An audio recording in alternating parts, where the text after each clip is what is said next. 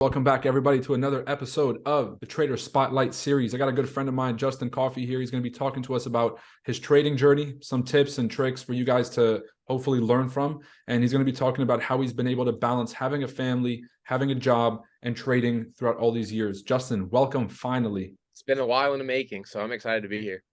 I'm happy to have you. Me and Justin have known each other since the very beginning of my trading journey. We've kind of grown together in like different areas of trading. I'm just really excited to kind of go through this conversation to see how you are able to balance some what I think are like all full-time jobs. Having a family is a full-time job. Having kids in and of itself is a full-time job. So before we get into all of that, can you walk people through your journey, kind of give people a background on who you are and then how you got into trading? Yeah, so basically started trading about the same time you did, about 6.5 years ago or so. And I actually got introduced to trading with from Ryan Morris. So I was in MLM selling those Kangen water machines. And I had a friend that I went to school with, and I was like, hey, dude, you got to come check these water machines out. Like, these things are really cool. You make a lot of money selling them, right? And I was like 23 at the time or something like that, and maybe 24. And he came over and he was like, dude, I can't afford these because they're super expensive. And he's like, I can't afford them. I have no credit. I can't get a loan, but I do have a friend that does like MLM stuff. You got a meeting. So like in comes Ryan Morris, and he's with another company before IML. And he's like, hey, we have this trading platform. It's education. It's automated. It's this, it's that. And there's like guaranteed returns. And like something just turned me off about it. Like I like Ryan. Like I'm not throwing no shade or nothing on him, but like we're really good friends. We still talk to this day. I actually just talked to him the other day. I was like, something just doesn't sit right with me, like guaranteed returns, this, that. It's too good to be true. So left that alone. And then he actually ended up going with IML. And I think IML is in every single trader's background. Like every single trader has either been through an IML course, joined, signed up, whatever, or they're learning from somebody that joined IML. So no matter what, I think everybody kind of, their roots are kind of based in IML, somewhere along the way. So yeah, then it was just like a up and down journey, like when you first start trading, you're sold on this idea of you can make a lot of money, which you can make a lot of money, but you're also sold on like, once you start making the money, you can quit your job, you can travel, you can do this. And when you're new, it's all really exciting. So you're looking for this strategy, you're looking for that strategy. So a lot of up and down like everybody else. And then yeah, I had my kids, had family, and then couldn't focus on trading. So like my trading roller coaster has just settled down like this past year is where like everything started to like really, I started to get a rhythm, started to be consistently profitable, and kind of learned how to put everything together. And you said, something about balancing everything together. I don't think there's a balance. I think like when you're there and you're focused on, when you're at work, like you have to be 100% at work. When you're trading, you have to be 100% on trading. When you're with your family, you have to be 100% on your family. And then like whatever time you're spending there, I don't think it's really balanced. I think it's more like, whatever time it takes, it takes. And then when you're there, you're just 100% there in that moment with whatever task you have at hand. Yeah, we'll definitely talk about that. The fact that there's no balance and like you kind of have to be 100% focused on these things. But I kind of want to go through the trading journey real quick. So like you said that things have just settled down in the roller coaster. Can you kind of walk us through that roller coaster from the time you Yeah. started trading till now, how things have gone? Yeah. So like everybody else, when you first start, it's exciting and you're looking for that winning strategy. You're looking for that one that's going to always make you money. So I've done, scalping strategies in the beginning, quick in out, make money. And I thought I could just sit in front of a computer all day long or sit on my phone all day long and just take 100 scalp trades in a day. And I thought I was going to be rich that way. It clearly didn't work. Then I tried, intraday trading, and, we were in the same harmonics group back in the day. So I tried harmonics, and I mean, every single strategy that you can think of, I've tried. And what I found was each individual person is different. Just because somebody else is a successful scalper and they're making six figures doing that, and somebody else is a swing trader and they're making six figures doing that, and someone else does intraday, no matter what they're doing it for a reason. It's because that's what works for them. So at the end of the day, you have to look at whether it's your schedule, how you handle your emotions, whatever. You have to figure out who you are and what works for you, and then take that. And that's kind of where I learned, like, I don't have a lot of time to sit in front of a computer anymore. I'm working, I have my family. Our one kid is special needs, so he's kind of, he can be a handful a little bit in his zone. He takes a lot of attention. So what works for me best is swing trading. So once I started just, daily, monthly time frames, get in a position, hold it. I'm not staring at my phone all day long. That's where everything started to like calm down for me, and I started becoming more profitable that way. So give me some of the pros and cons here of swing trading versus, let's say, like the intraday and scalping, where you're just in and out, you get to be done for the day versus just holding a position and you're at work and you might not be able to check it. Can you give me some of the pros and cons? The cash flow sucks. um that's the most obvious one. Like if I enter a position on Monday, I might not close it till like Friday. Um, but it's hand in hand. So to whereas when you're scalping, you're in and out real quick, but you're trading more. So you have more chances to lose versus if you're swing trading, I'll take one maybe two trades a week at max, and it's either going to win or it's going to lose. So I enter off of the daily time frames 99% of the time. Every now and again, I'll do like an 8-hour or 4-hour entry. So being at the job that I'm at now, I do have quite a bit of time freedom to be able to check my phone, when the alerts go off and stuff. So that's not too bad. I don't know. I would say I would say the worst con is cash flow. It sucks. I agree 100%. It's hard to pass the challenge too. Swing trading. I've found that, with like the time limits and everything, like taking 1 to 2 trades a week, sometimes it sucks because you have to keep risk management in check. So if you're only risking 0.5% or 1% or even 2% on a trade, and you take, you got your 20 trading days or 30 trading days, depending on which prop firm you're going with, sometimes it's not going to work out. Yeah, 100%.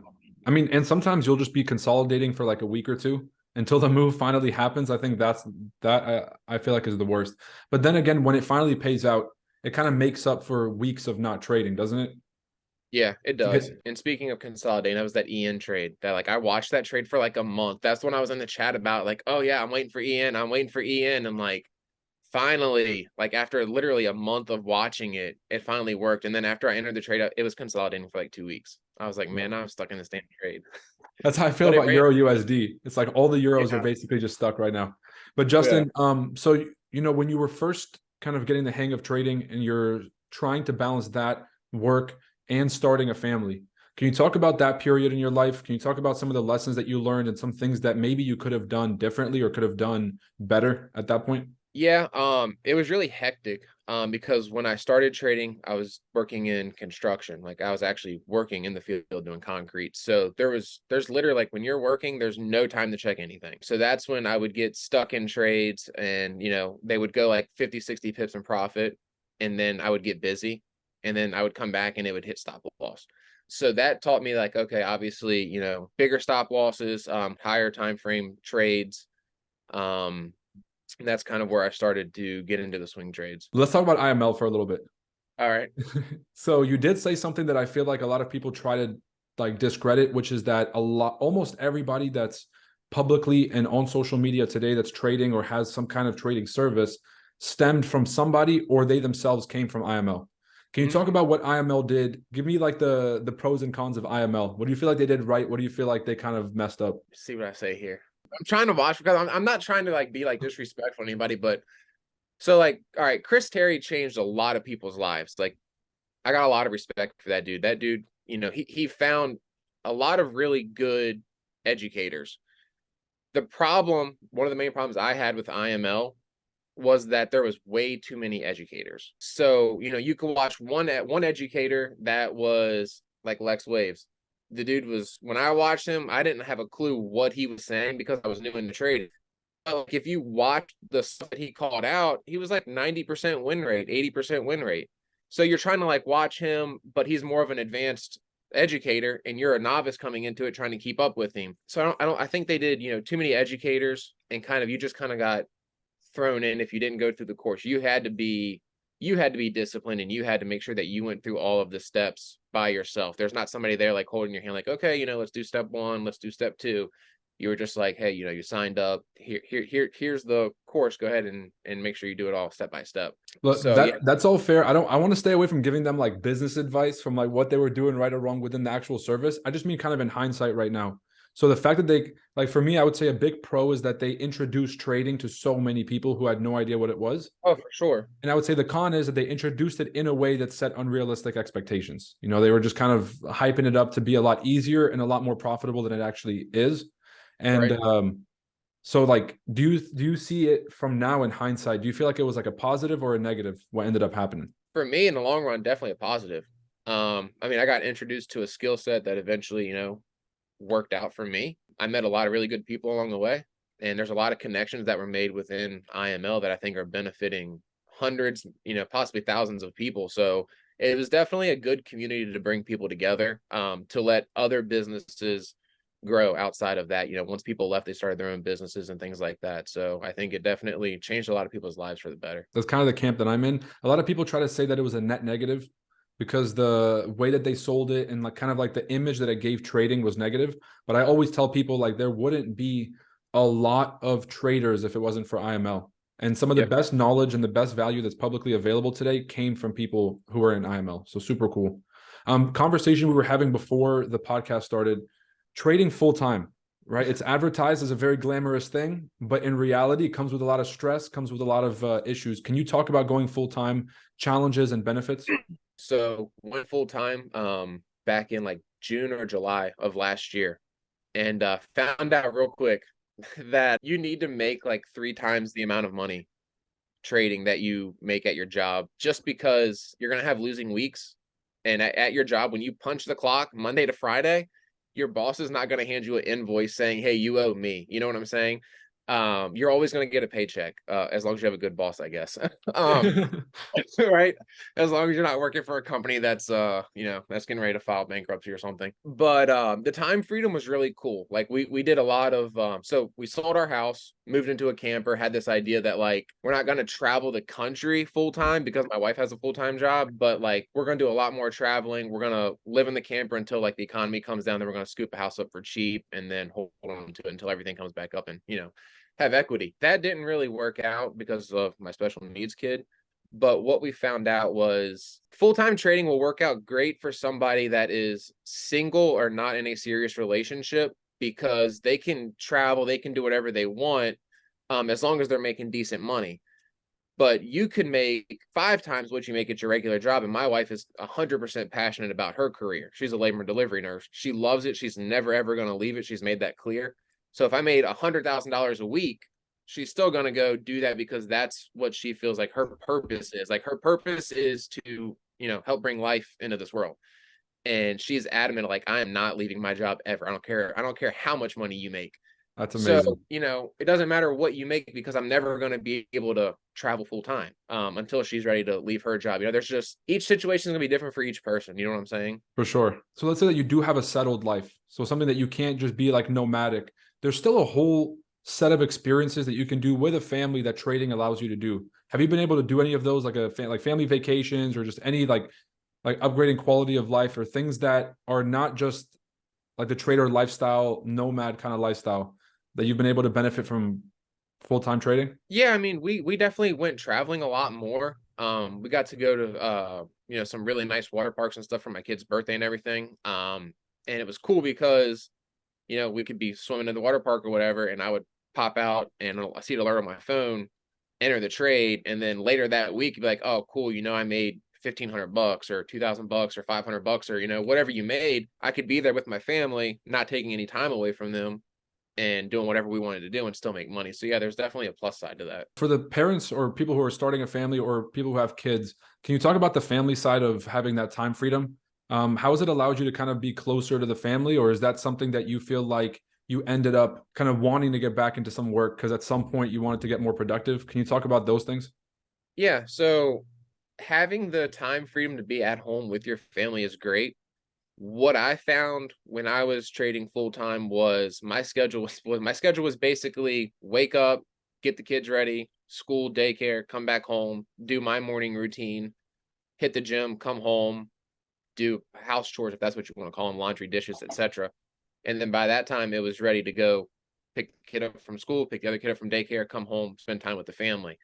And then in between there, my morning routine was always checking the charts. That was one of the things I did while I was eating breakfast or whatever. So that was nice. But somewhere along the way, like you're making money, you have free time on your hands, so to say, but you also feel like almost like you don't have a purpose. Like when you go to work, you know that like, oh, my purpose today is to do XYZ, you know, like I'm here to do this certain thing, this certain task. Well, when you're at home every day, you're just kind of like, okay, you know, it's just another day of washing dishes and putting laundry away. Wash dishes, put laundry away. You do get to spend more time with your kids, which is a plus, but at the end of the day, I feel like me personally, my like purpose was like starting to dwindle because I've always worked, and I've always worked, you know, one or two jobs. I've always done construction. I've always enjoyed building things. So when, you know, after a few months, it was kind of like, okay, you know, like I'm not using any of my skills that I have. It's just it wasn't satisfying. So went back to work. I think the reason I love this story so much is because everybody has this idea that once they start trading and once they start making money, they'll never work again because they equate the job that they don't like right now with work in general. But I feel like if you like to work, if you like to do things, if you like to be productive, it's hard to sit still and just be a trader because you're literally just waiting for setups for 90% of the time, and the other 90% of the other 10% you're waiting for the setup to finally hit. So no, that's really cool that you wanted to be productive and kind of get back in the game like that. So let's kind of end this thing with some lessons for traders. So you've had different phases in your trading where like maybe you had the time and you had the availability. You've also had times in your life where you weren't available. Things were very short on time. Can you talk about some takeaways that you've had in your trading and kind of how you see trading today? Yeah, I would say one of the biggest takeaways was doing what worked for me and not following the crowd, so to say. Not looking for like that get rich quick strategy. You know, look at the person you're taking the advice from and what they're doing. If you know them that well, you know, like figure out what their lifestyle is like. Like, are they as busy as you? Because somebody might have 15, 20 minutes to trade in a day, and that might be when they're scalping, to whereas you don't have that time and during that time frame. So yeah, one of the biggest takeaways is find out what works for you, and do that by like evaluating your life and seeing how much free time you have, how much time you can put on the charts, how often you can check your phone, your trades, things like that. What was the second part of that question? Well, that you basically answered. I was looking for a few tips and tricks that folks can take out of it. So the big takeaway there was just kind of like do what works for you, and if it works, it works. It's like Yeah. everyone wants to fight over what strategy is better, but So one thing that gets me, and I've been wanting to say this to somebody, but I don't have anybody like around me that like I can say this stuff to, because nobody's into like personal development or like trading or anything like that where I live. Like we have more fucking cows than we have people in my county. Okay. So that just put that into perspective. Okay. All these gurus that are on Instagram, right? Like you have like Gary V, you have like Andrew Tate, you have like Andy Frisella, you have I don't know, Ed Milet, you have all these different guys, right? And a lot of them are offering a lot of really good advice, but it's good advice based on what worked for them and their personal experiences. Like some people are like, you know, you just got to grind your damn face off and sleep 2, 3 hours a night and then just be pumped up all the time. And you got like people like Gary Vee that are like, yo, I sleep 8 hours a night because the 16 hours that I'm up, like I need to be focused and I need to grind my face off for those 16 hours. So they're all giving different advice based on what worked for them and their personal life experiences. So just do the same for you. Like figure out what works for you, apply that to your life, and you'll be successful. I love So that. I think that's incredible advice. Big things is like everybody has a different personality, everyone has a different risk tolerance, and then everyone has different availability and schedule. That's yep. why I feel like it's important. And then same with like some of the examples you just gave, like even how you do business. Some people are very go, go, go. Some people are very just like, I'm going to go very targeted and be very prepared for one specific deal and trying to get like home run opportunities. So it's really cool that you're able to kind of give that perspective. But to kind of stick to trading, what about risk management? What have you learned over the years about risk management that you feel like has could help somebody? I think I've single-handedly blown more accounts than almost anybody on the face of the earth. Uh, um, risk management is huge. Figure out what your risk tolerance is and what you can handle, and make sure you incorporate that into your trading plan. So if you can only risk 1 or 2% per trade, then stick to it. Even if you have a strategy where you're coming off of 10 wins in a row, on that 11th win, when you decide, oh, hey, I'm gonna go ahead and put 50% of my account on this one, that's the one that's gonna get your ass. Like that's the one that's gonna make you regret that taking that trade. So figure out what your risk tolerance is and just stick to it, dude. Put it in your trading plan and treat that thing like your life depends on it. Spoken like a true vet. No, that's well said. Do you have any takes on prop firms versus no prop firms? Have you tried trading there? Do you feel like it affects your trading because of the constraints? What's your take? So for me, I have tried 4 or 5 times, and I have never, ever been funded. The reason I've never been funded is the first one I ever did, I was intraday trading, and I made like 8%, and then I was just like, risk management out the window. I think it was like a year and a half, 2 years into trading, and put all of everything, just like put the whole thing on this one trade because like it had 4 confirmations on it or something like that, and blew it. I was like, all right, whatever. So tried it again. Anyways, yeah, I've never made it. Now that I'm a swing trader, like I said earlier, it's harder for me to do because I only take 1, maybe 2 trades a week. So I just haven't found that balance. But to me, it's a lot less stressful, to be honest. Like it's not your money. I mean, the profits is your money, but like if you lose 10 grand on that $100,000 challenge, so what? It's not your $10,000. But at the same time, you got to have your risk management and everything. To whereas having my money, when I look at it, I'm like, oh no, dude, 1%, 2%, that's it. Like 2% max. That's all I'm risking. I don't care if this thing has 15 confirmations on it. It's 2%. It's like if Yeah, you have the never. risk management and the discipline to do that on your own account and you don't need those constraints, then you can keep your risk management in check on your own account and continue to kind of make it work for you, right? Yeah, for sure. Are there any last tips that you want to leave folks with before we hop off? We'll have to get you back on for round 2, talk about life story, talk about some other things happening in your trading. But is there No, anything that you feel like if you were sitting in someone's shoes probably 2 or 3 years ago and you're just like, damn, I really need to make this work. My family depends on this. My future depends on this. Is there anything you would tell your old self? so I used to be really big on not sticking to my analysis because you would be in a group and everyone else says, oh, this, you're short on something and everybody else in the group is long on something, but it's hitting all of your confirmations. So you go long instead of taking your short position and then it wipes you out. That's happened to me dozens of times. So no offense to you, but like, I don't care if I'm long on something and you call a short, dude, I'm sticking to my long position. And sometimes it works out, sometimes it doesn't, but that's how you truly know if your strategy works or not. You can't journal your trades if you're using somebody else's strategy or if you're using somebody else's signals. So you'll never ever know if you're truly a profitable trader or not unless you stick to your trading plan. Like it's simple. 100%. And I always want to encourage people, like, don't let whoever you're learning from impact your decision making once you understand what you're looking for. Because you're building a neural memory of all the different experiences that you've had on the charts. And so when you get like an intuition about something and all your confirmations line up, that's your brain telling you, hey, oh, we've seen this before, it's time to act. And then you're just like, well, I'm not sure, so I'd rather put my trust or put the blame on somebody else. And so I'm gonna take Roy's trade because if it doesn't work out, I'm gonna blame his ass instead of taking the responsibility. So I Yeah. tell people, be a student, not a follower of anybody's strategy. I'll always ask, does this actually work? And go test things out before you implement things into your strategy. So I'm glad you've been able to do that. Shameless plug. Do you feel like being in a community, or do you feel like any of the live call environments like at ChartAddicts has been beneficial to trading? Or do you feel like at some point being in a group is a bit of a distraction? It's definitely been beneficial 100%, but it can also be a distraction if you don't know how to turn it off. The live calls and everything, especially with you guys, the way that you break everything down, like a 6-month break that I took like 2 years ago or something like that.